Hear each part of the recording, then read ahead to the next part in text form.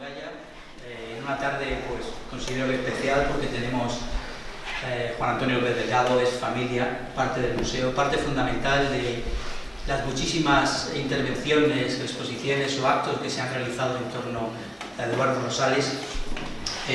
Hay que destacar que quizá las primeras exposiciones, las primeras obras vistas de Rosales, con ese rigor que nos ha mostrado, vinieron gracias a ti, gracias al impagable trabajo que habéis hecho. Y ahora estamos en otro de los actos que tenemos en relación al 150 aniversario de la muerte de Eduardo Rosales, lo que hemos denominado el Año Rosales, y que esto se vino fraguando hace bastante tiempo con tu hijo, gracias precisamente al vídeo que hicisteis a la Limón en relación a la estadía de Eduardo Rosales en Murcia.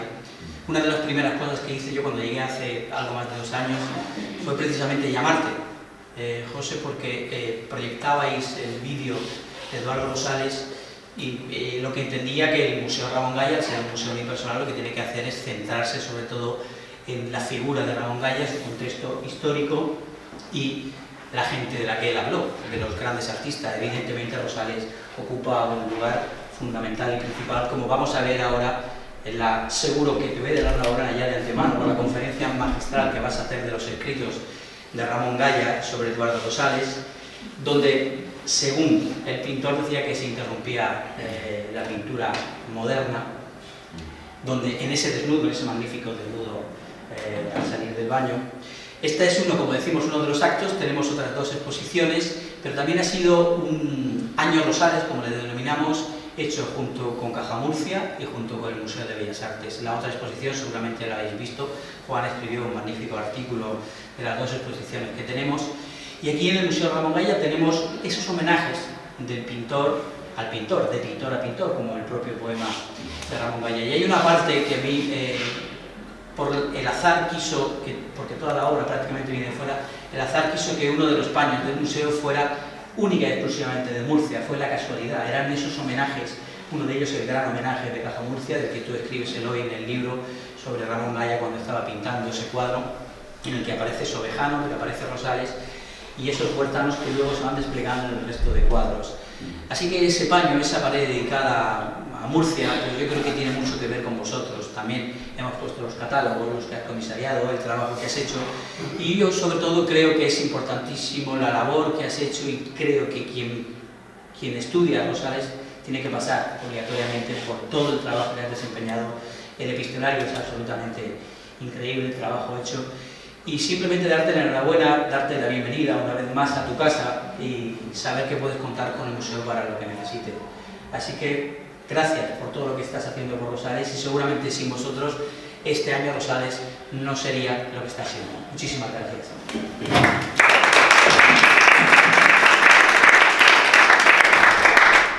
Bueno, antes de sentarme, buenas tardes. Haciendo de Cicerone estos días, desde hace casi un mes y pico, en mi propia exposición, esto de hacer de Cicerone mi propia exposición es algo insólito, pero es cierto.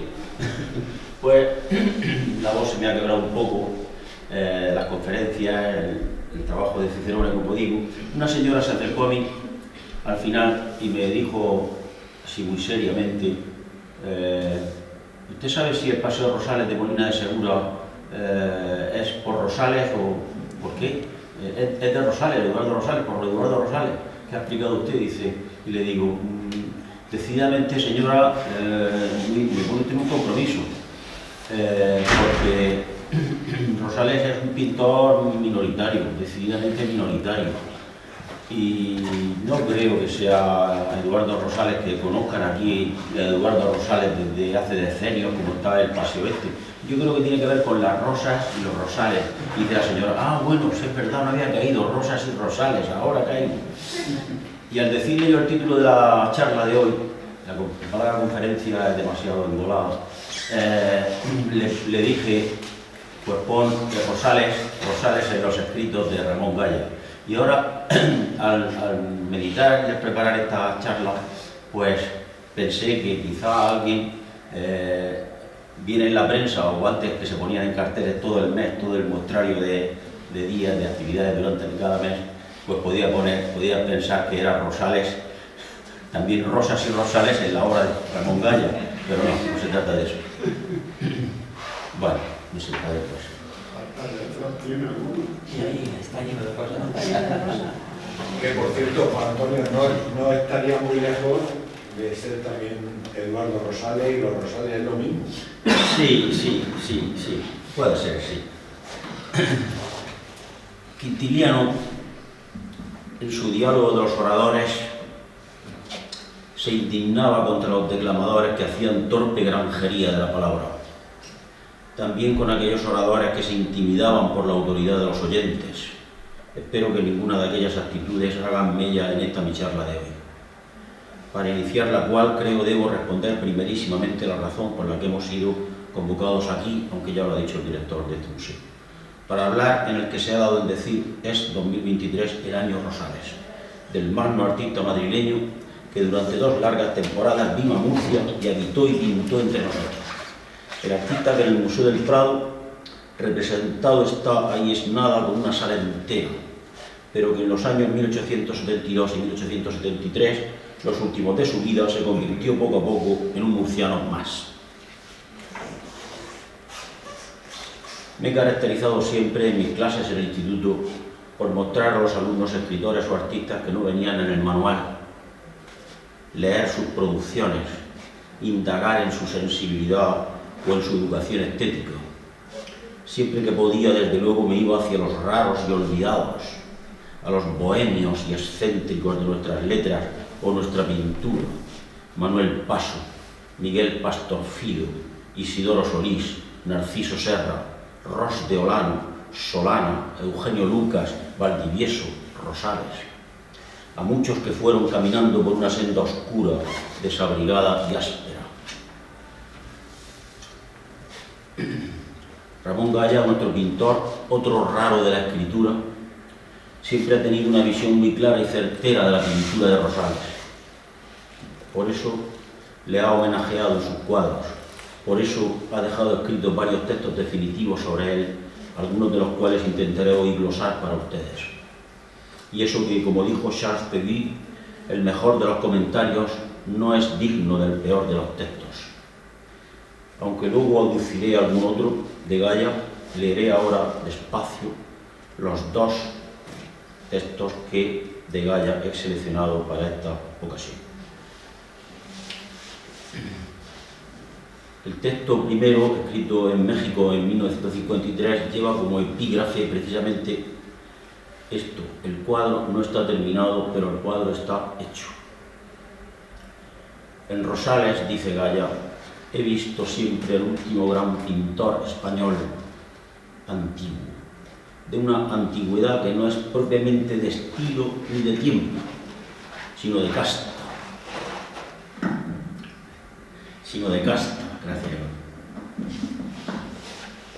Sino de casta. Oye, mejor así. Él es el último estertor de una pintura grande, grandiosa, generosa. Después, claro está, vamos a encontrarnos con Nonel y con Solana, los 2 muy verdaderos, aunque un tanto a la desesperada. Rosales pertenece aún a esa casta mayor, es cierto que no puede con ella, pues su casta es antigua, sí, pero él, Rosales, es ya un moderno. Sus fuerzas son modernas, pequeñas, pero luchará con tanta bravura que ha de lograr pintar un cuadro que lo emparenta con Tintoretto, la muerte de Lucrecia. En ese cuadro entrecortado hay, como se sabe, por lo menos como sabe muy bien Juan Ramón Jiménez, un brazo caído, moribundo, que me parece lleno de significación. Es un brazo cargado ya de muerte y sensual todavía, opulento, lívido, que se rinde, que entrega el alma. Nunca me pareció, sin embargo, que perteneciese por entero a la figura de Lucrecia, sino que se trataba más bien del brazo mismo de la pintura. Una pintura que, malherida por el siglo XIX, no tenía más remedio que abdicar, y que abdicaba, eso sí, con gloria, en una especie de agonía triunfante.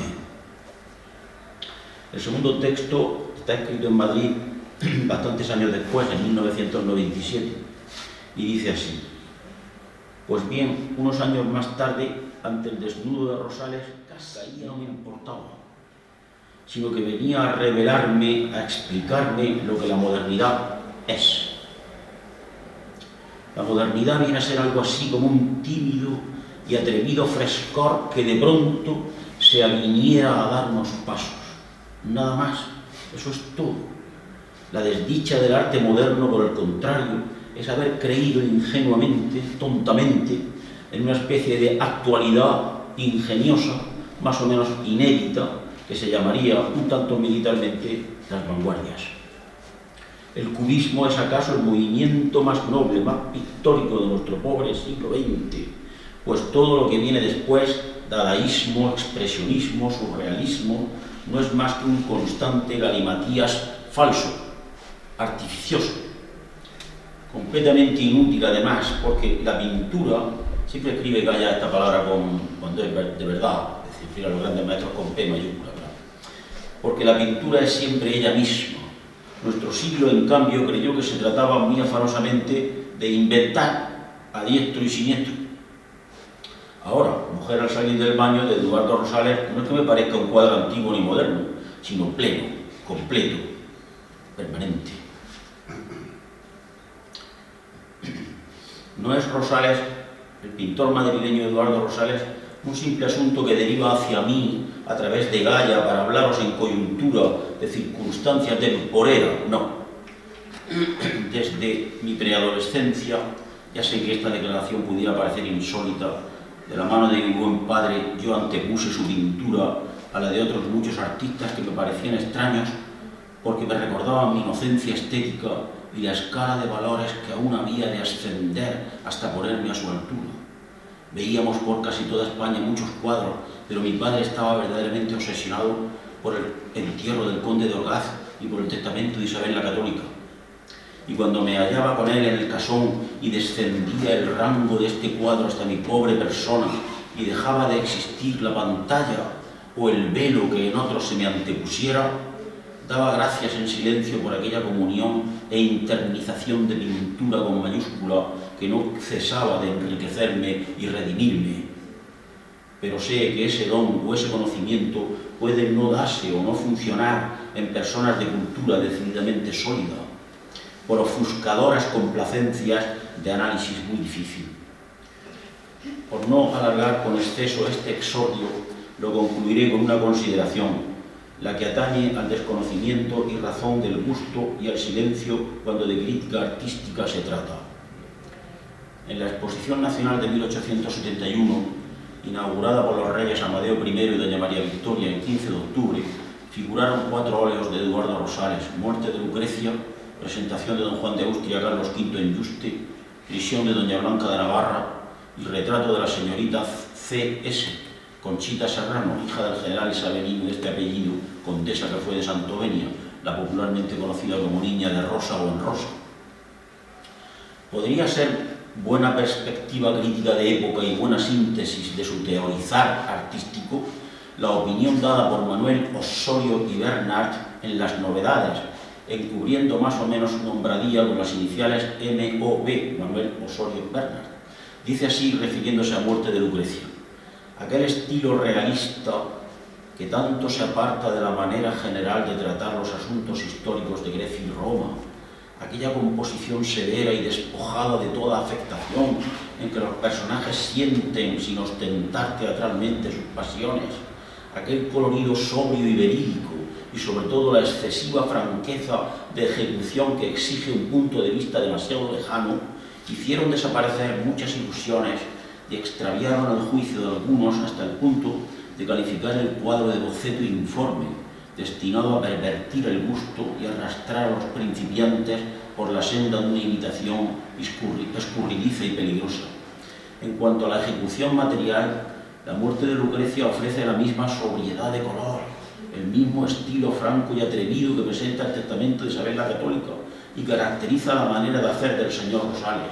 Sin embargo, fíjense en este sin embargo, es la verdad que en el cuadro actual se nota cierta exageración de aquellas cualidades que perjudican su aspecto y llega a desagradar a muchas personas inteligentes en pintura.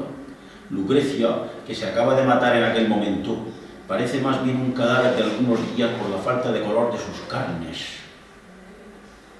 Los paños blancos de su túnica presentan un plegado y unos tonos incomprensibles, y en general toda la obra se resiente de su escasa ejecución, que exige sea mirada desde un punto de vista demasiado lejano, tratándose de un cuadro al óleo. Si esto consiste, como se ha dicho, en que todavía se halla sin concluir y el autor se propone trabajar nuevamente en ella, nada tenemos que objetar y ansiamos verla terminada para juzgarla en sus verdaderas condiciones. Cuánta mirada y cuánta crítica, hasta aquí Osorio Berna, cuánta mirada y cuánta crítica recondujo el fotógrafo Monsieur Laurent hacia las láminas en que reproducía otros cuadros de aquella exposición, hasta el punto de que alguna vez, en sus glosas a estos, el señor Osorio repetía: es una verdadera fotografía inteligente.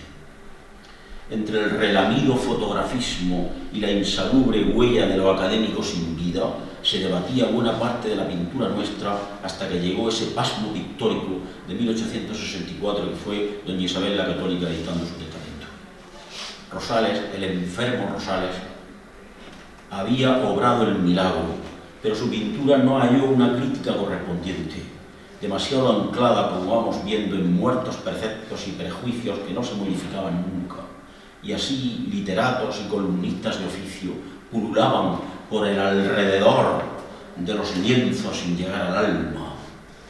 El propio Rosales hubo de escribir un alegato de que son cifra y compendio las palabras de Ramón Gaya que hemos leído, las del epígrafe, contra todos ellos y en favor de su Lucrecia, cansado de las superficialidades ignaras que escuchó y leyó y de las vaciedades conceptuales y roma sensibilidad de cuantos se arrogaban entonces el rango de críticos. En dicho escrito, que no se atrevió acaso a lanzarles a la cara de la publicidad, dijo, como veremos luego con más demora, verdades como puños. El cuadro no está terminado, pero el cuadro está hecho. Si le falta por hacer un pie, una mano, un trozo de paños, el cuadro no es menos cuadro por eso, etc. Tragaría mucha quina, como se suele decir, el afamado crítico Osorio Bernard, el inteligente y discreto literato Pedro Antonio de Alarcón y tantos intelectuales de entonces, si hubieran podido leer muchos años después lo que escribió sobre aquel cuerpo muerto de Lucrecia y su brazo caído Juan Antonio Gaya Nuño. Posiblemente la composición no era tan afortunada como en el cuadro isabelino, pero la hermosa figura de la protagonista es suficiente para olvidarse de todo posible hierro, y aún más, el prodigioso dibujo de su brazo inerte será siempre el centro visual de esta pintura. Si precisamente fue este brazo magistral, sigue diciendo, uno de los defectos señalados por la crítica, amén de otras muchas diatribas más o menos desafortunadas, puede comprenderse bien el torpe criterio reinante por el entonces entre los comentaristas.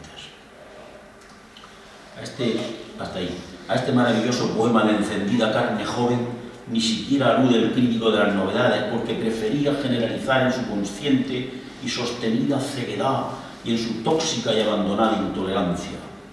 La vivacidad constante de la opinión, el continuo ardor de la responsabilidad crítica, nunca ejerce un grado mayor de vanidad no despojada que con el silencio de la belleza descubierta, todo lo contrario de lo que defendía Schiller en la educación estética del hombre. Decía, miremos y admiremos a cada paso las bellezas descubiertas, demorémonos con amor en ellas, decía Schiller. Cuando Bernardino de Pantorba escribía ese breve capítulo dedicado a la escuela de San Fernando en que estudió Rosales, refiriéndose a los años dorados de mayor y más saludable impulso, dice lo siguiente: se ha dicho y se ha repetido que don Federico de Madrazo no veía en él aptitudes para la pintura y que hasta llegó a aconsejarle que se dedicara a otra profesión. Sea de esto lo que fuere, aunque sepamos de cartas de Rosales escritas con el gozo de haber sido pasado antes que otros condiscípulos a la clase del natural, parece poder ya enunciarse aquí el comienzo, titubeante si se quiere, de una distinción, de una dicotomía, la de quien reproduce la realidad sin más, intentando artísticamente fijarla y hasta completarla, y la del que se dijera, por su fe y por sus bríos, viene a restablecer ese pacto con la realidad que es encarnarla. toda la breve biografía a comprometerse, aunque no sepa todavía, es la hora jubilosa de la iniciación, que el arte va a pedirle muy pronto el sacrificio de su cuerpo.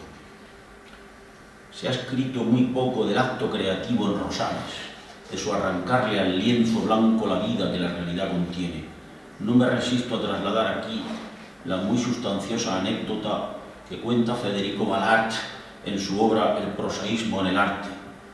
Como otros murcianos que se fueron y se radicaron en Madrid, Selgas, por ejemplo, Antonio Arnau, Federico Balart llegó a ser en aquel tiempo, dejemos al margen su lírico lamento de dolores por la muerte de su esposa, como crítico de arte la más alta referencia que cabría manejar. Federico Balart, muy olvidado, a pesar de aquel libro de 1955. Federico Balart en su obra El prosaísmo en el arte. No faltará, escribe Balart, quien crea que Rosales dejaba sus cuadros a medio hacer por pereza o por afán de ver artista. Nada menos exacto.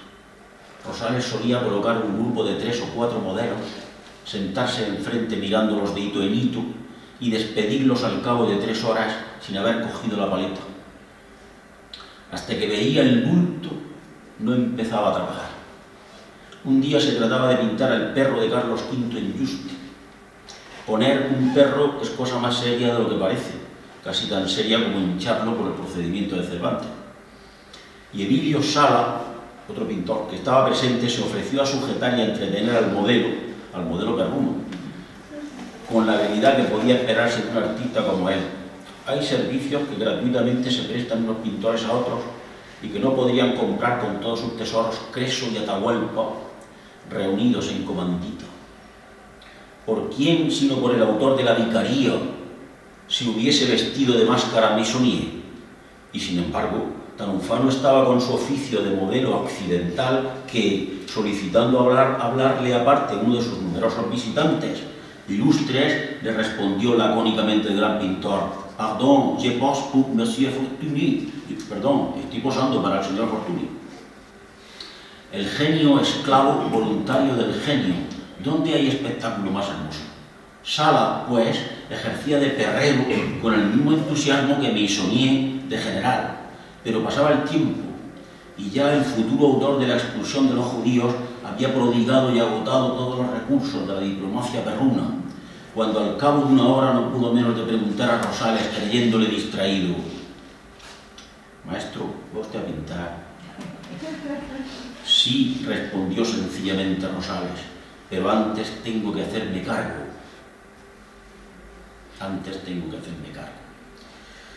Tal escrupulosa conciencia de Rosales, añado yo, al ser pintor creador, se tornaba simplemente procedimiento, habilidad, preciosismo o facilidad en tantos y tantos pintores artistas de aquella hora histórica, cuando la pintura, como decía Ramón Gaya, no es tarea ni la interpretación más o menos laboriosa de un suceso, ni consiste en añadir, sino en restar hasta la despersonalización. La técnica amplia de abolengo velazqueño de Rosales en la segunda mitad del siglo XIX acarreó al artista consumido por la tuberculosis y depauperado de la vista críticas apasionadas, pero también entusiasmo. Tras el desnudo de mujer y la muerte de Lucrecia, os decía a algunos de ustedes la semana pasada, ya solo hay color y luz y desasimientos y materia adelgazada hasta lo inverosímil y como desorganizada y libre de toda traba, de toda tiranía, de todo velo limitador y prohibitivo. Con qué inteligencia fina se agarra Gaya en el texto primero suyo leído antes, de la mano de Juan Ramón Jiménez, para su sentimiento de la Lucrecia. De ese crítico tan notable que fue Juan Ramón, pintor él mismo también, como es sabido. Aquel Juan Ramoniano mayor del reino que fue Juan Guerrero Ruiz apunta en su diario Juan Ramón de viva voz, el miércoles 9 de septiembre de 1931. Me lee el retrato para el diario El Sol de Rosales. Estaba escribiendo Juan Ramón las caricaturas líricas que luego fue agavillando para el libro Españoles de Tres Mundos, cuya primera edición sale en Argentina, en Losada. Me lee el retrato de Rosales. Comienza diciendo que otro pintor, Emilio Sala, que lo conoció ya viejo, le habló de él, diciéndole que pintó la muerte de Lucrecia en un salón alto del Congreso, que un político le concedió. Le pregunto qué político fue y me dice que don Adelardo López de Ayala, también olvidadísimo, este dramaturgo de la época realista, de Tamayo, Ayala, estos dramaturgos mediados del 19 y de la restauración, pero que no lo nombra por huir de dar nombres, aun cuando en estos retratos de muertos sea necesario acudir un poco a la anécdota. Le digo, Juan Guerrero, a Juan Ramón Jiménez, le digo que Rosales pasó una temporada en Murcia pintando. Se equivocaba Guerrero, no fue una temporada sino dos, pintando, cosa que Juan Ramón ignoraba. A él le inspira una viva simpatía este gran pintor que pasó casi toda su vida tuberculoso haciendo su obra con un gran esfuerzo. Al desarrollar plenamente Juan Ramón Jiménez el aparentemente hermético mundo de las caricaturas líricas, llega a una densidad estilística única en las letras españolas contemporáneas.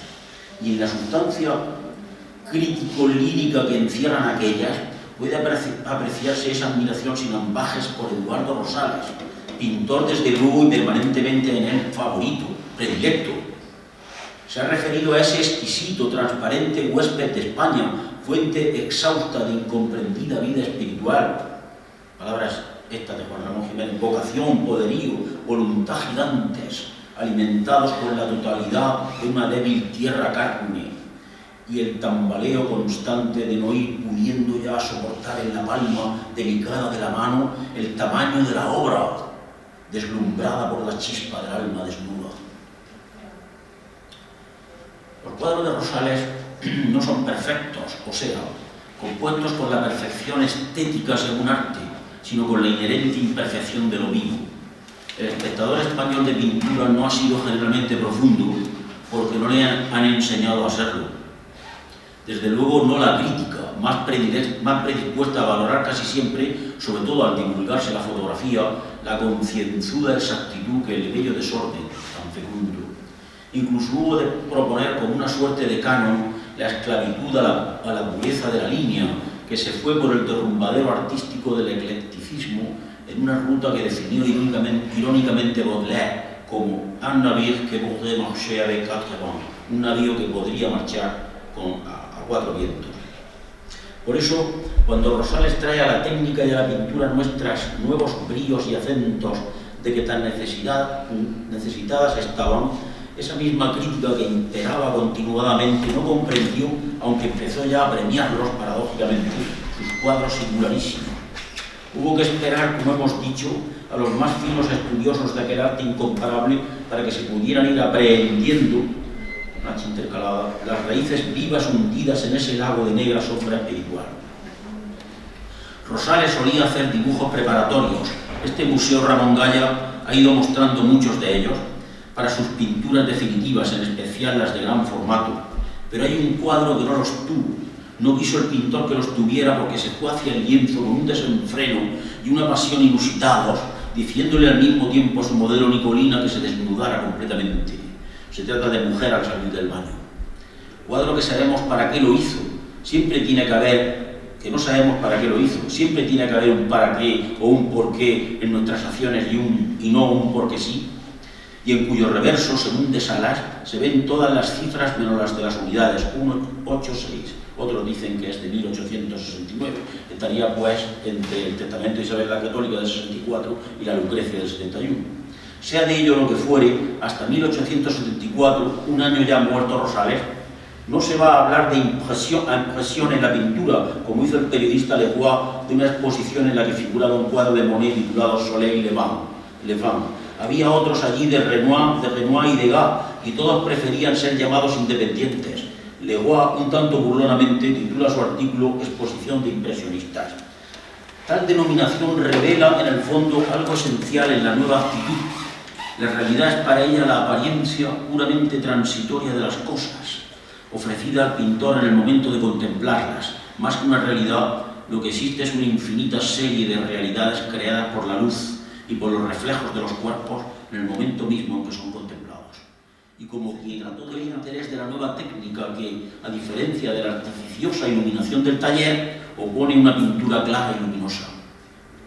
Además, como bien es sabido, en lugar de aplicar los colores ya mezclados en la paleta, deciden emplear la técnica denominada de la división del tono, es decir, el uso de los colores puros en el cuadro para que sea nuestra retina la que realice la fusión y cree el nuevo color.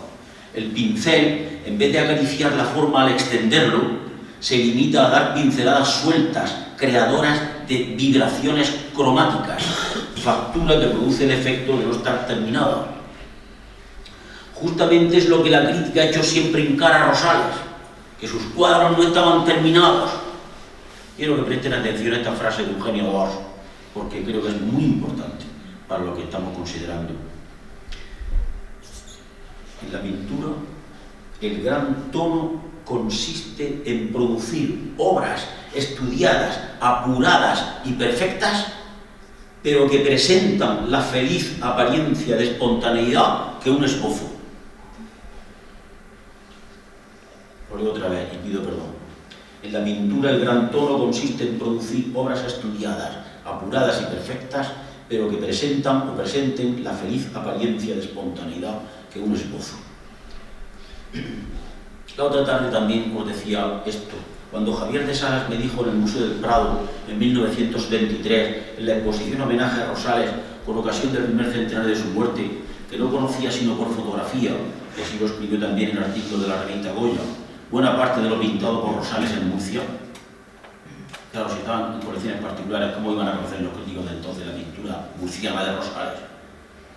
Buena parte de lo pintado por Rosales en Murcia, particularmente el Naranjero de Algeciras, conocimiento que un cuarto de siglo después yo posibilité para esta mi ciudad, casi lloraba de emoción al sentirlo a él apesadumbrado por dicha carencia, y por supuesto me desasosegó su limpia humildad profesional. Él fue también quien me recordaba ante el rosa fúlgido del retrato de la condesa de Santovenia, es decir, la niña en rosa. Hay un amigo, perdón por esta digresión, hay un amigo librero en Madrid, cuando ya se jubiló de librero en la calle Huerta, una tarde me decía, si yo le preguntaba en la conversación si salvaron, si se había que salvar, la pregunta tópica, había que salvar un cuadro del Museo del Prado. No me dijo las meninas, me dijo la niña en rosa de Rosales, y yo al decirme eso, pues le di un abrazo espontáneamente.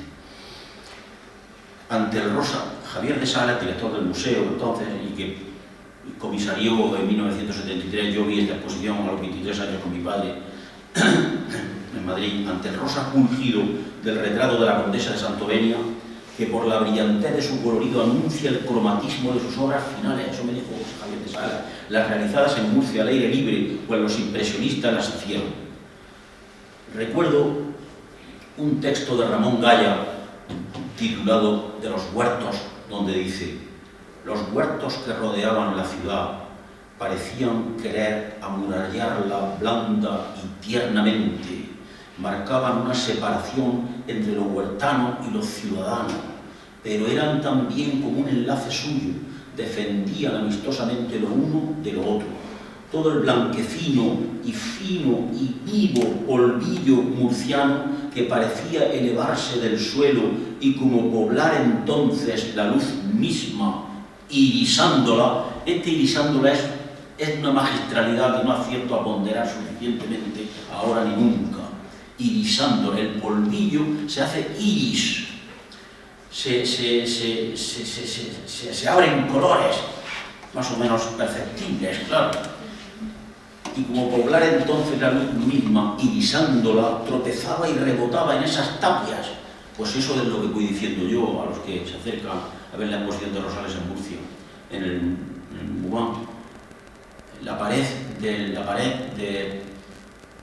como Velázquez, a torrentes, la luz dando y rebotando en esa pared sola y sostenida del muro solo del Naranjero, de Algeciras. Tropezaba y rebotaba en esas tapias. Se detenía allí. Dentro, pues, de esos mágicos recintos reinaba otro aire, otro clima. O sea, que le interesa, esto lo dice Ramón Gaya, en El sentimiento y sustancia de la pintura, Ministerio de Cultura, Comunidad Autónoma de Murcia, Madrid, 1989, página 161. Y repárese en que esto se recuerda de una Murcia muy posterior a las estadías en ella de Rosales. más de 35 años después. Pero en esencia, el aire, la luz, no eran divergentes. Los ojos de Rosales, como los de todos los pintores en esta tierra, han sido más enceguecidos que iluminados por esa luz distinta. Por eso, mientras el rosa del retrato de la condesa de Santovenia parece que aún refulge y destella, pero es una luminosidad de raso, de mansión burguesa, de interior, no empece este criterio el paisaje que le sirve como de marco, el blanco del naranjero de Algezares, quejido de luz que angustia silenciosamente el viento, quiere ser, es luz total, cruda, plena, cegadora, dando y rebotando en un muro solo y conseguido, como con presura, en manchas arrastradas de pincel ancho, fluido, caliente, pero con compacidad de cántico, de definitiva liberación de la pintura.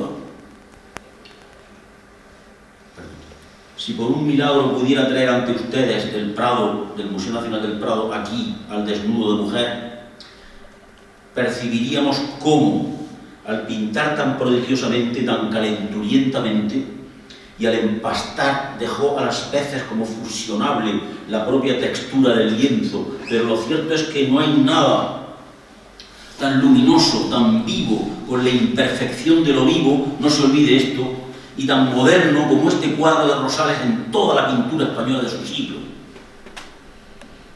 La armoniosa desprecisión concisa que en la tela quedaba le hizo desestimar ulteriores tanteos y aun constructivas acomodaciones. Está hecho para el repudio de los aditamentos no pictóricos, para que en el ánimo del contemplador se crucen el fulgor de la vida y el goce del tiempo detenido en un instante que perdura, pues la vida no queda desmentida con tan femenino gesto, aquel divino momento de encoger levemente la pierna mojada para pasarle el paño, ni hay otro latido que responda tan sucesivamente al vacío del ensueño. ¿Cabe cosa más hábil, dice Chacón Enríquez, que la finura con que modela todo el brazo izquierdo, el gris del lienzo completamente dejado? Cuánto más bello, más nuevo y más fuerte de pintura es este desnudo que aquel otro alrededor del cual tanto y tanto se ha escrito de Le Déjeuner sur l'Arbre de Manet de 1863. Pero los franceses saben vender sus cosas y nosotros no. Sin embargo, en todos los catálogos de obras de Rosales este lienzo está aún muchas veces considerado como un boceto. Esto proviene de esa carencia que decíamos antes en nuestra educación estética. Durante muchos años, cuando la instalación de las obras de arte moderno se hallaba en las salas bajas del Prado, en la parte que da a la puerta de Murillo, la mujer saliendo del baño estaba colocada en un rincón y allá arriba en el techo, donde apenas si se podía ver. Ahora está pasando lo mismo a los dos evangelistas que pintó aquí en el contraste de Santa Catalina Rosales, que se ven en los Jerónimos a 20 y tantos metros de altura. Estaba colocado en un rincón y allá arriba en el techo donde apenas si se podía ver. Este dato fortalece la opinión tenida en la época de que era una obra no realizada y cuya exhibición en el museo era solo a título de curiosidad. En las ideas estéticas que determinaron, como vamos a ver con la Lucrecia, la defensa de este cuadro, sobre nada una sutil dicotomía en términos que pudiéramos llamar de interpretación. El cuadro no está terminado, pero el cuadro está hecho. Escribía Rosales en su alegato, dirigiéndose a un amigo que le decía una tarde en su estudio madrileño de la calle de la Libertad: debería exponer la muerte de Lucrecia en la Nacional de Bellas Artes del 71, como dijimos, exponer el cuadro y huir luego como quien da fuego a una mina. Proféticas palabras.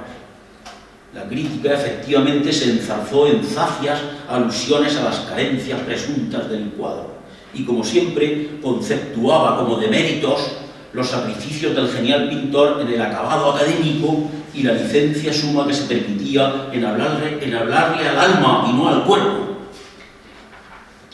Ejecución primorosa era sinónimo para Rosales de convencionalismo formal, de mandanga estatuaria. La retórica metida en el cuadro. Entre nosotros, tradicionalmente, el cuadro ha de estar lleno, el poema ha de ser largo y el toreo desmenuzarse en pinturerías y muletazos sin fin. lleno, esto es, que no haya ni un milímetro en la tela que no lleve denso con el pensamiento esencial del artista. Y así nos ha ido en la pintura, salvo las genialidades conocidas, desde Valdés Leal hasta Anglada Camarasa. Cuando en el otoño de 1934 el entonces director del Museo de Arte Moderno, don Ricardo Gutiérrez Abascal, dotó a ciertas salas de nuevas y mejores luces, algunos críticos de arte hicieron notar que los rosales allí colgados ganaban entonces en espontaneidad y brillo. No sé.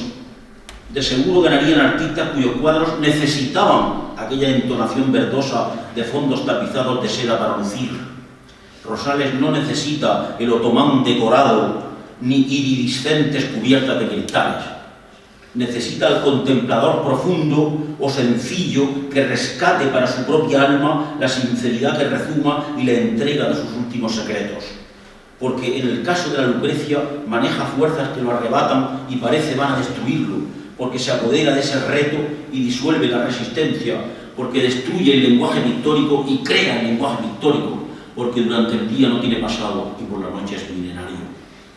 Por eso, y porque a buena parte de nuestra pintura del siglo XIX se la ve retrocedida en la forma y amanerada con una falsa teatralidad de guardarropía y aspavientos, es por lo que Vázquez Díaz, nada menos que Vázquez Díaz, nada sospechoso de enquistamientos anacrónicos ni de impersonalidad pictórica, reclamaba ponderativamente una y otra vez en su libro, en el libro de Francisco García, Vida y obra de Vázquez Díaz.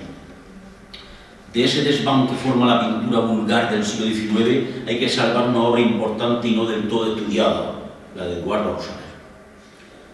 Rosales rechazó la oferta de compra oficial que le hizo el Estado por su muerte de Lucrecia y la particular del duque de Bailén, sumamente interesado en la obra, y se llevó al cabo el cuadro a su estudio en la calle de la Libertad. Lo habían premiado con la primera medalla de oro en la Exposición Nacional de Bellas Artes de 1871. ¿Por qué? Cabría preguntarse, obró de esta suerte. La situación económica de la familia Rosales, aunque breve el número de miembros, no era por entonces menesterosa, pero tampoco boyante. Se defendía con los retratos a particulares, sí, pero sabido es que Rosales no pintaba con celeridad, ni mucho menos.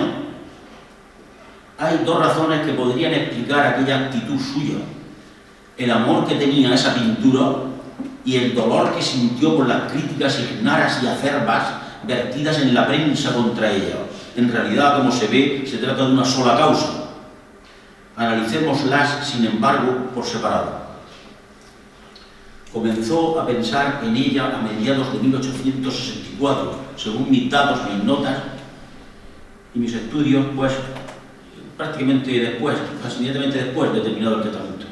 Y solo a principios del 66, después de muchos proyectos y vacilaciones, nacen los primeros dibujos y bocetos. Pero fijémonos en lo que le dice ya a su amigo Martín Rico en la primavera de este año, el pintor paisajista fraternal amigo Martín Rico, que escribió una memoria suya. Yo tomé mi resolución y abandoné sedas, terciopelos y otras mandangas para buscar siempre lo mismo, entendámonos, pero en época distinta. Y digo lo mismo porque mi idea será siempre la de desarrollar una escena con toda la verdad posible y ayudarla, si puedo, con otros requisitos indispensables en el arte. Esta es una carta del 22 de abril de 1866. No es, pues, la esencia y sustancia de su pintura, sino la exterioridad de la misma, lo que podría incluso dejarse, aunque él no lo haga nunca, en manos de algún discípulo aventajado. No quiere engañar a nadie. Podría pintar si quisiera halagando los solos ojos de los contempladores, de los críticos, pero no lo hace. Pintar madracescamente, con superficies pulidas, rematadas, ultimadas, perfeccionadas hasta la saciedad. Le sale la necesidad de pintar como solo a él le place y sabe hacer sin concesiones. Se dijera incluso, leyendo las cartas de Rosales de ese tiempo, que antes que perseguir unas formas, persigue la luz y la vida de esas imágenes, las cuales, aunque fugaces, se le asoman ya al alma antes que a los pobres sentidos en joven decrepitud. Dice, las dificultades de este cuadro son infinitamente mayores que las del otro, el testamento, Lucrecia, en que pude estudiarlo con calma, porque las figuras estaban todas en perfecto reposo. En la Lucrecia, es todo acción y una dificultad inmensa. El grupo del padre y del marido sosteniendo a Lucrecia moribunda en sus brazos es terrible, porque en el natural no lo puedo ver más que 3 o 4 minutos. Es una carta a sus amigos Martín Rico y Raimundo de Madrazo, de 30 de abril de 1867, por si algún interesado e iba poco a poco, sin pensar en acabarlo para una fecha o para un público de certamen, pintando para sí, cada vez más para sí, como si en esa pintura pudiera él liberarse hasta donde no le fue posible antes, y hasta si necesario era rubricar su ascensión y su desasimiento con el rojo candente de sus vómitos de tuberculoso. Quiso la crítica manchar con ortodoxas razones estéticas aquellos volúmenes, aquellos tonos, aquella energía única en nuestra pintura. Pero no pudo sino dejarla más limpia y más pura, pues la protagonista propia antes de matarse, con sus incomprensoras cominerías abominables. ¿Cómo no iba a querer Rosales esta pintura suya siempre y no rebajarla hasta la venta? La guardó en su estudio. Carmen de Burgos, Colombín, escribió con razón que, muerto Rosales, en el libro Hablando con los descendientes, Madrid, Compañía Iberoamericana de Publicaciones, 1929, página 103, muy olvidada Carmen de Burgos, como Concha Espina y como tantas escritoras nuestras. Carmen de Burgos, Colombina, escribió con razón que nuestro Rosales hizo una entrevista a Carlota Rosales, la única hija que le sobrevivió al artista, que muerto Rosales, la familia tuvo que subastar sus cuadros, que se vendieron a menos precio del que merecían y del que alcanzaron en reventas. Y Carlota, la única hija viva del pintor entrevistada por ella, le dijo: solo nos quedó la muerte de Lucrecia, que estaba en casa sin marco, rodeado de unas cortinas, y daba tal impresión de realidad que algunas personas retrocedían al entrar en la habitación asustadas. Javier de Salas considera que Rosales no quiso representar la impresión que capta nuestra retina, sino un cuadro expresivo que impresionara por lo representado y por la manera vibrante, vigorosa y enérgica con que el pintor reforzó la representación para que palpitase el trama. Esto de vigorosa y enérgica y para que palpitase el trama son palabras que saca del alegato de que vamos a hablar en extenso ahora después, del propio Rosales.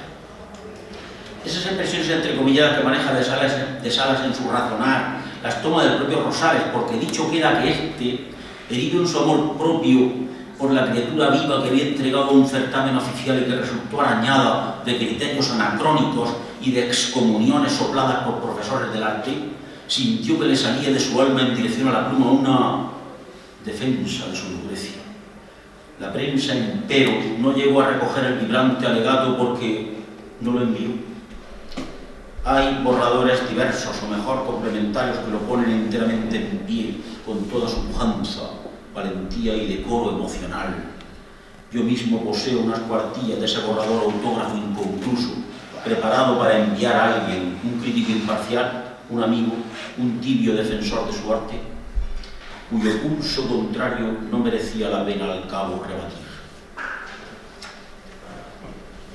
Mi muy estimado amigo, cuando usted me decía una tarde en mi estudio y a propósito de mi cuadro de Lucrecia que lo debería exponer y huir como quien da fuego a una mina, no podía figurarme que hablara usted con tal espíritu profético, porque en efecto expuse el cuadro y estalló la mina.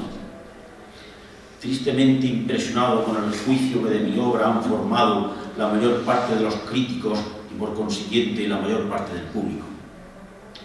¿Es el deber de un crítico pararse en la superficie de una obra, ver lo que aparenta, o debe penetrar dentro de ella y rebuscar con sabio discernimiento aquellas cualidades que no pueden ser apreciadas por la mayoría de las gentes, en general poco versada en esta clase de juicios? Creo que la contestación no es dudosa.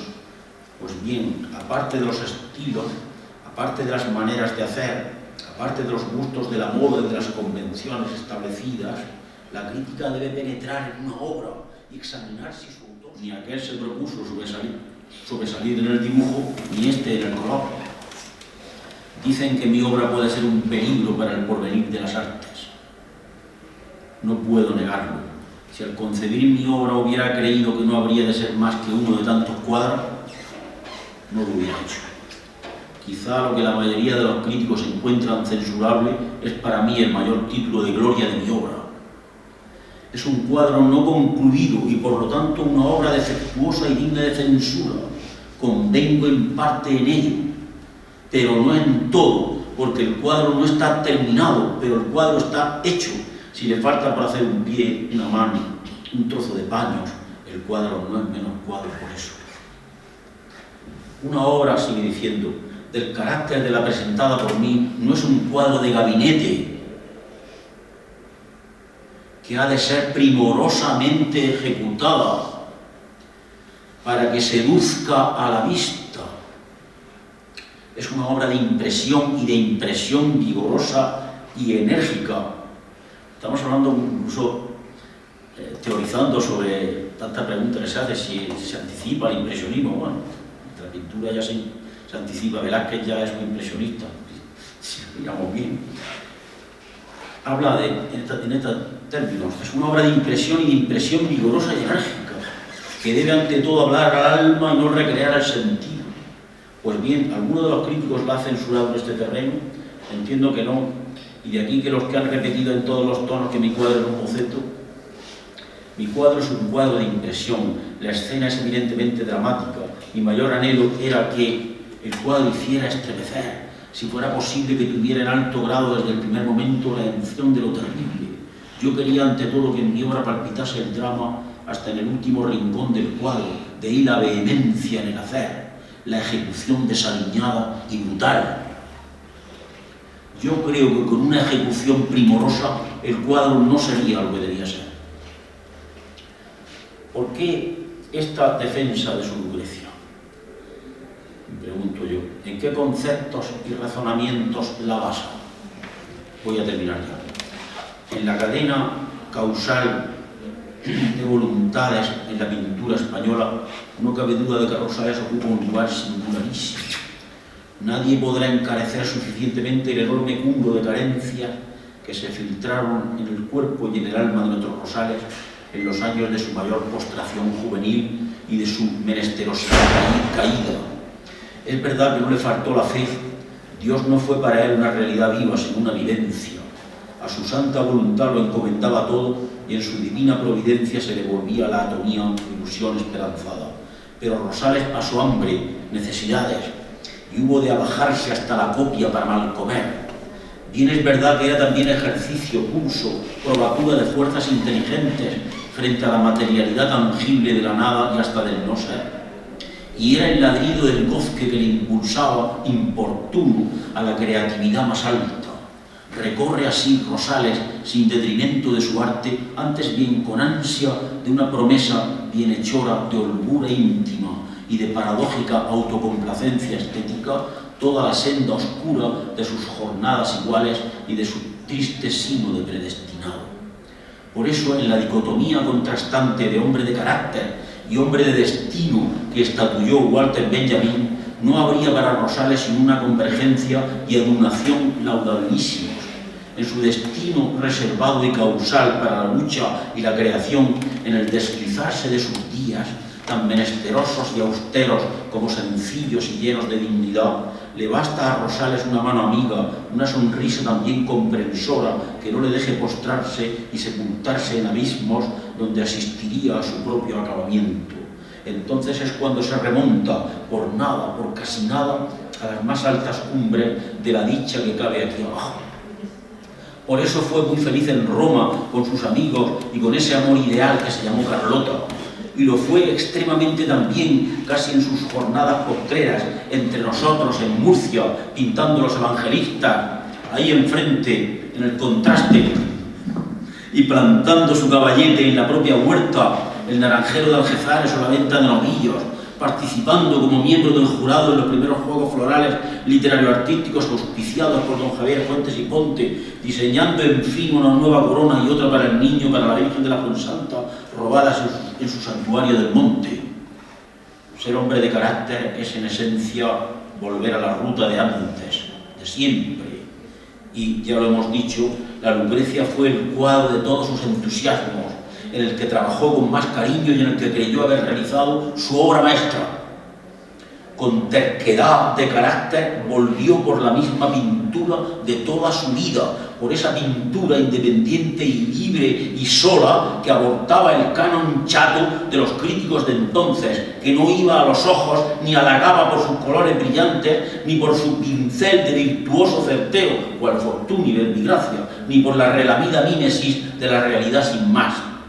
Hay aquí, por el contrario, zarpazos de anchura profunda y misteriosa, pensamiento en pincelada de pesadumbre, de aspérrima energía viril creadora y relieves vivos de cenestesia que alcanzan la presencia del corazón en el pecho. Muerte de Lucrecia es la culminación de su pintura y de la pintura en España. Durante casi 7 años la pensó, la sintió, la dio. Iba muy despacio su fatiga y su pasión, sin que viera el claro de mayor ocio, ni aun con la esperanza. Quiso darse un hartazgo de este mantenimiento espiritual que tanta falta le hacía en el ánimo. Había encontrado un asunto romano antiguo, pero el pliego simbólico de 3 llaves con que lo remitió al fin a la exposición oficial invalidó tanta disidencia y torpeza de intuiciones, y muy pocos supieron para qué fueron tantas cerraduras que solo servían de dar gana de abrirlo. Y Rosales, sin ser crítico de oficio, supo manejar la pluma con el mismo acierto que el pincel, y dijo su verdad, que es la verdad de la autoexigencia y del autovencimiento. Muchas gracias.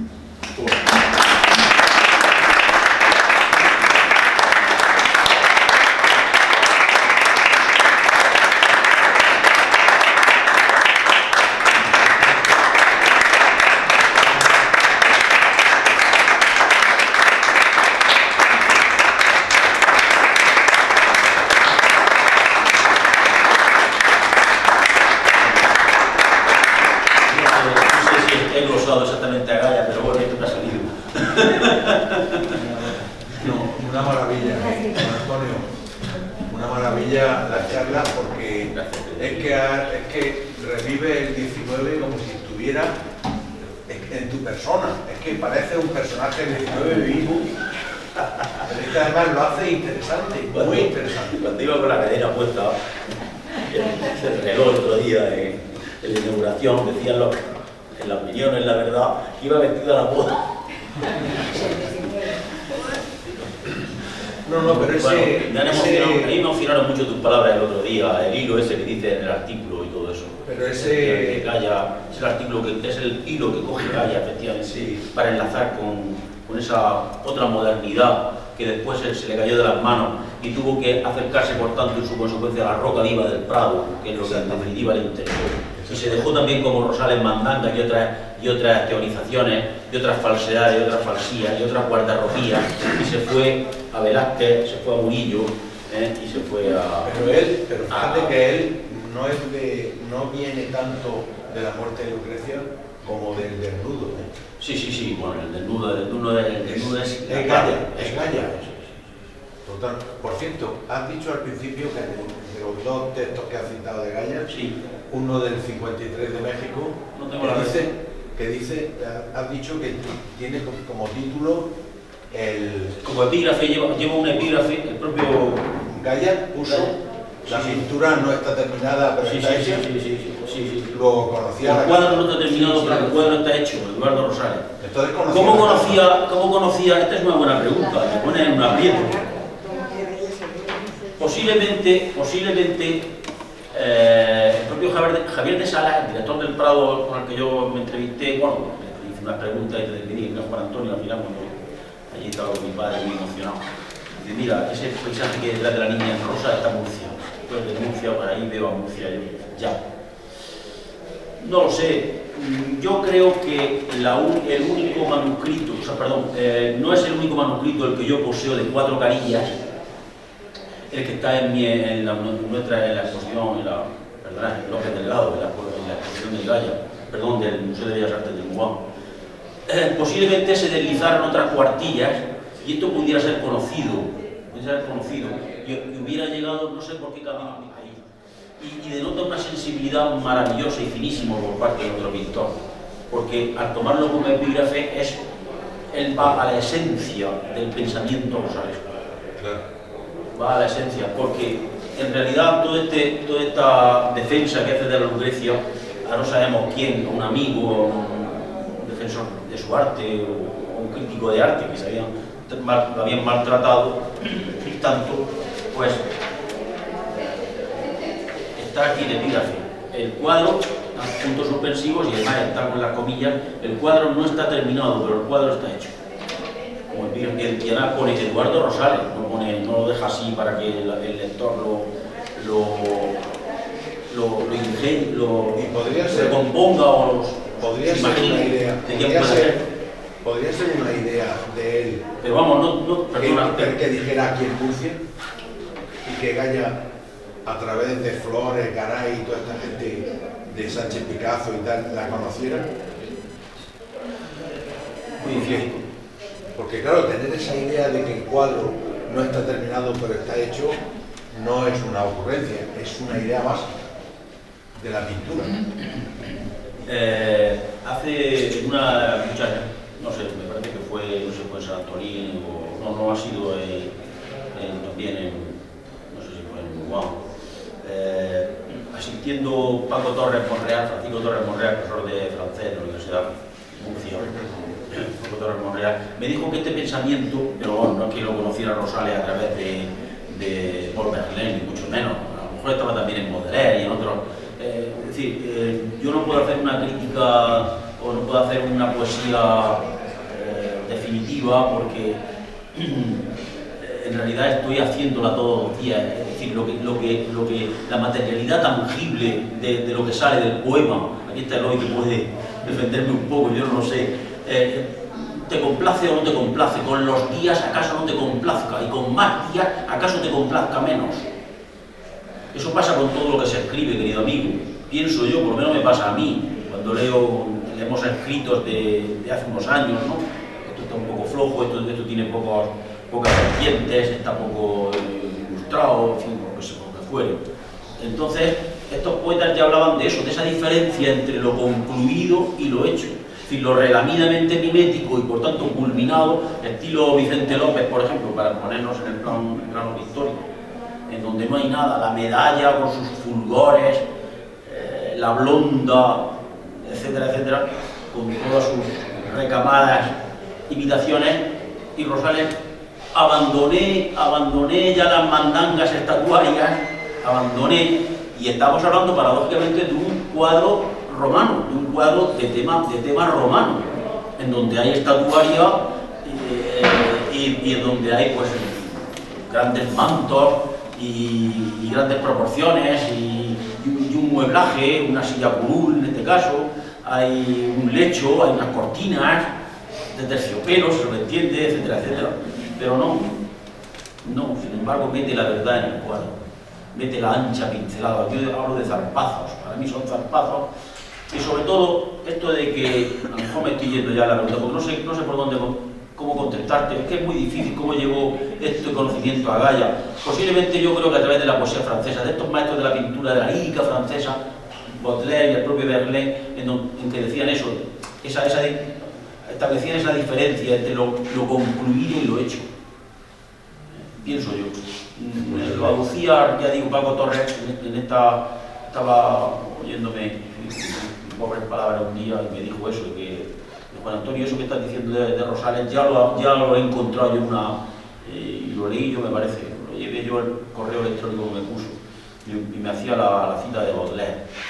Me parece que eran unas impresiones de arte de Baudelaire, hablando, no sé de qué pintor francés. Pero vamos, sí, se daba ya y es increíble, sí, es increíble que haya hecho tanta fortuna, porque aquí lo que pasa es que, como decía Martín Méndez de Pelayo en su Historia de las Ideas Estéticas en España, lo que nos falta es la educación estética. Y por tanto,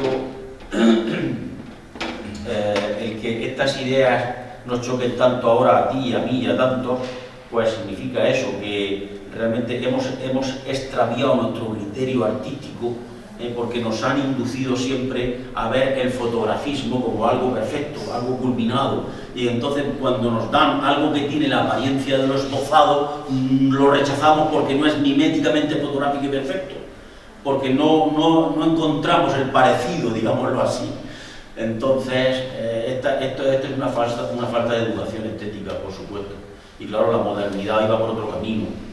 Y la modernidad está ya en la joven saliendo del baño, muchachas saliendo del baño, en donde hay partes que están, pues eso, en la propia textura del lienzo se ve, que en fin, no está ni impregnado de pincel, no hay nada, es decir, está dejado.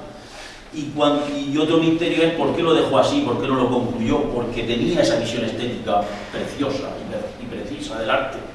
Es decir, la verdadera impresión, lo de la frase de Eugenio d'Ors, la frase de Eugenio d'Ors, que me gustaría leer otra vez, la encuentro aquí.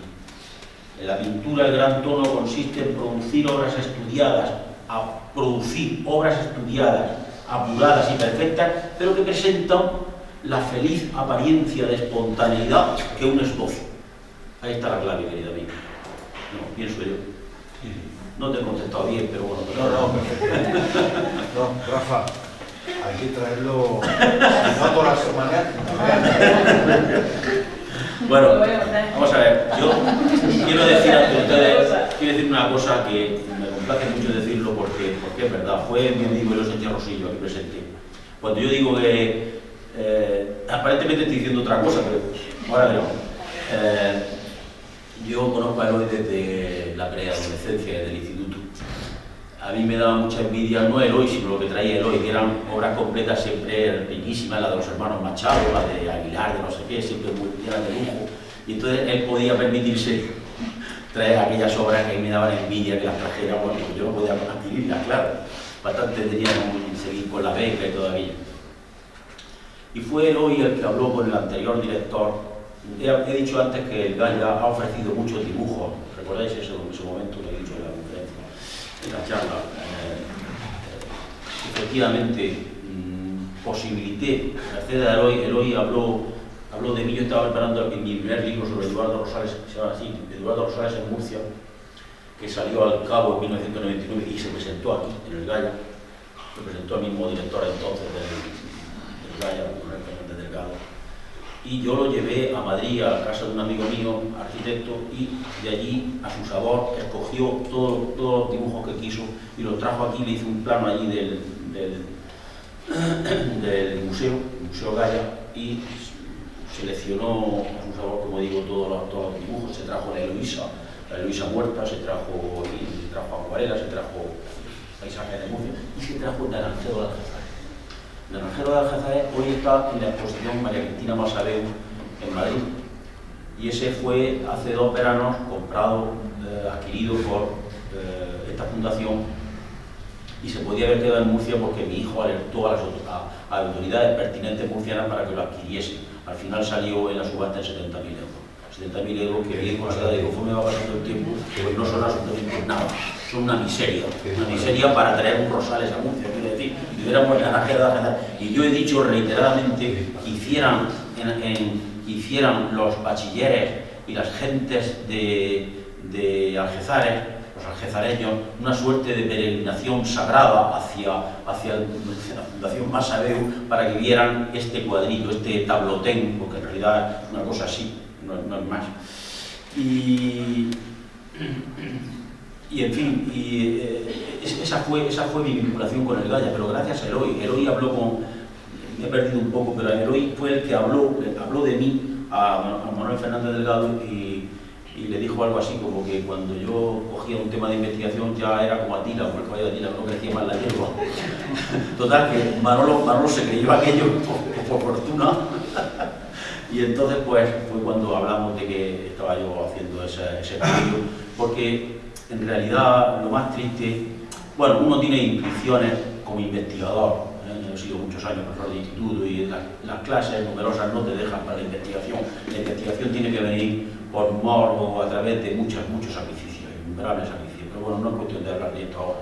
Simplemente eso, que tenía la intuición de que por lo que había leído aquí y allá, que realmente en las enciclopedias del arte al uso no había nada más que 2 organillos allí y tal, y todo eso. Y luego pues hablaban incluso de los naranjeros de Algeciras así en plural y tal, no tenían ni idea. Entonces fue una maravilla el que, o sea, fue una casualidad y al final pues una maravilla así el que yo me propusiese y realizase al cabo ese empeño investigativo de las sectarías, no como Juan Ramón, no como Juan Guerrero Ruiz dice en Juan Ramón de Ibaó. Juan Guerrero creía que había estado una vez en Murcia y se lo dice a Juan Ramón Jiménez. Qué maravilla ese diálogo entre Juan Guerrero Ruiz y Juan Ramón Jiménez hablando de Rosales. Y entonces pues le dediqué cuerpo y alma. Yo estaba investigando al general Ros de Olano, uno de esos generales isabelinos que echaron a la costa Isabel II de España, pero en realidad no me había interesado solamente como militar, naturalmente, sino como escritor. El autor del Doctor Layuela, de los cuentos inverosímiles, de los cuentos zambóticos, sus crónicas de la guerra africana, etc. Fraternal amigo de Espronceda, inversor aquí a través de la desapropiación eclesiástica de Mendizábal mediante testaferros para comprar allí en tierras de Balsicas el castillo de Ros de Olano, reedificarlo. Y fue, pues, en fin, y paralelamente a esa investigación yo llevaba el tema Rosales. Yo empecé muy tempranamente, en los años 70, antes de incluso terminar la carrera. Lo digo esto porque alguien me ha preguntado, en fin, y me siguen preguntando, ¿esto por qué Eduardo Rosales de Murcia? Bueno, yo le dediqué un libro, cuando había una línea nada más, yo le dediqué un libro entero. Y por otra parte, pues fui coleccionando piezas.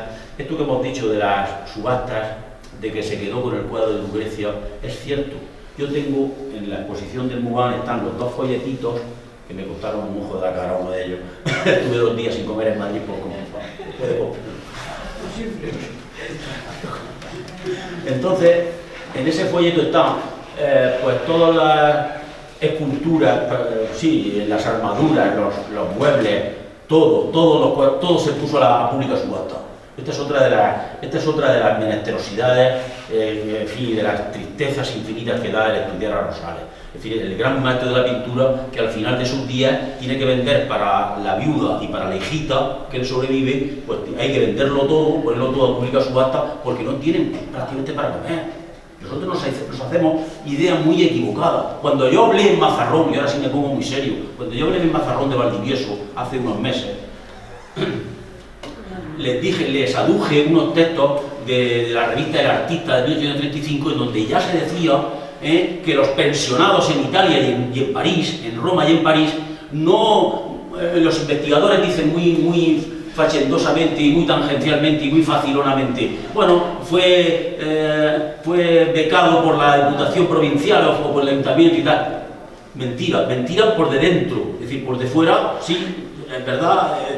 ¿Pero qué le daban? Las 100 liras mensuales que le dieron después ya a Valdivieso llegaron tarde, mal y nunca. Tuvo que mal comer y prácticamente se murió de hambre en Montparnasse. Lo tuvo que rescatar Germán Hernández Amores. Esto se mueve todo. Se mueve el micrófono, se mueve la mesa. O sea que cuando investigamos, cuidado con las investigaciones. Las investigaciones tienen que ser muy serias y fehacientes. No se puede decir, bueno, lo becó la Diputación Provincial y ya está. Ahí vivió Valdivieso en baño de. No, hombre, no. Pasó canutas. Muy mal. Y Rosales, estamos diciendo esto. Entonces, él no quiso vender la Lucrecia, 7 años de su vida, su obra maestra para él, no quiso venderla. Es maravilloso, son maravillosas esas páginas. Yo les, en fin, insto a que lean ese hablando con los descendientes. Bueno, Carmen de Burgos es tan maravillosa que hasta tradujo a Leopardi, un tema que le interesa mucho a mi amigo Eloy, por cierto. De cocina, una media Pardo Bazán desconocida, muy desconocida. Ahora parece que he leído con la prensa estos días que se ha presentado una biografía. Yo no la he leído todavía, pero merecía efectivamente una biografía. Carmen de Burgos. Me estoy yendo muy por las ramas, perdonad. Pero en fin, entonces que leáis toda la, si lo tuviera aquí os leería toda la entrevista, son a lo mejor 6 o 7 páginas, ¿no? Pero habla Carlota Rosales, la hija que le sobrevivió, de esto, de cómo, de esta menesterosidad, parece que fue Segismundo Moret el que las ayudó, y bien, y bueno, a ella sí que le dieron una beca para estudiar en Roma y todo eso, y al final sí, por amigos, y ya estando el maestro muerto ya era otra concepción de la cosa, pero lo pasaron muy mal también, y entonces, pues claro, pues se vendió prácticamente, pero la Lucrecia no, la Lucrecia se quedó en la casa, que es el cuadro que, por cierto, cuando su discípulo predilecto, Juan Comba, me preguntaban por Juan Comba, porque afortunadamente he podido suscitar en algún joven investigador o joven investigadora, joven o menos joven, en este caso joven, pues la exposición del MUBAM propicie investigaciones. Tengo un rinconcillo con un dibujo auténtico, un dibujo ahí todo es original. De Juan Comba, una fotografía original y una carta escrita por Rosales desde Murcia, desde la Fonsanta, que le envía Juan Comba a Madrid, diciéndole pues cómo él ve la pintura y cómo no debe abandonar nunca el estudio del natural en la pintura. Y Juan Comba casó, tuvo un hijo, Manuel Comba, que es Juan Comba es el de la Ilustración española y americana de 1800 y pico, aquel que sobre las fotografías de Juan Almagro hacía grabados y tal. Y en realidad las cosas que yo he coleccionado, a veces, alguna vez me las regaló un bisnieto, es decir, Juan Comba, el hijo Manuel Comba, que casó con Trinidad Santonja Rosales, ahí la rama de los Santonja, porque Carlota Rosales se casó con un Santonja. Santonja cantó, que era profesor de música, de armonía en el Conservatorio de Madrid. Y a mí me ayudó mucho en esta colección mía, me ayudó mucho y me regalaron algunas piezas. Pues esta viñeta, viñeto auténtico, Juan Miguel, que cogía las dos ramas, Comba, Santonja, Juan Miguel, Comba, Santonja. Y algunas de ellas, pues, y tal era la pasión con la que yo, permitidme, en fin, perdonadme todo esto, tal era la pasión con la que yo les hablaba a los Comba Santonja, a unos y a otros familiares de Rosales, este joven tan desmedrado, que viene desde Murcia a hablar de Rosales, a nosotros, la familia, y se quedaban, pues, quizá un poco deslumbrados, ¿no?, con la pasión que yo ponía de todo aquello, y sobre todo cuando les hablaba de las estancias en la ciudad de Rosales. Entonces me regalaban algunas fotografías originales e incluso algunas cartas. Me las metían en el bolsillo de la Lobatino, de la Lori, cuando me iba a ir ya a coger tal. Entonces, bueno, pues este ha sido un poco el germen de la exposición López Delgado del MUBAM. Y en fin, y no olviden pues visitar también aquí, digo tú, porque yo no, mejor que tú imposible. Lo hemos dicho aquí, que la exposición de los homenajes de Ramón Gallar Rosales, sí. Que lo ha explicado de maravilla, donde está el desnudo, la Lucrecia, sobre todo también el homenaje al naranjero de Algezara y a todo lo que hizo de Lola Rosales en Murcia. Y enhorabuena. Vale. Enhorabuena y muchísimas gracias Vosotros. por dar luz a algo tan importante. Gracias a vosotros, gracias. Sí, bueno. Así que algo para contribuyendo a ser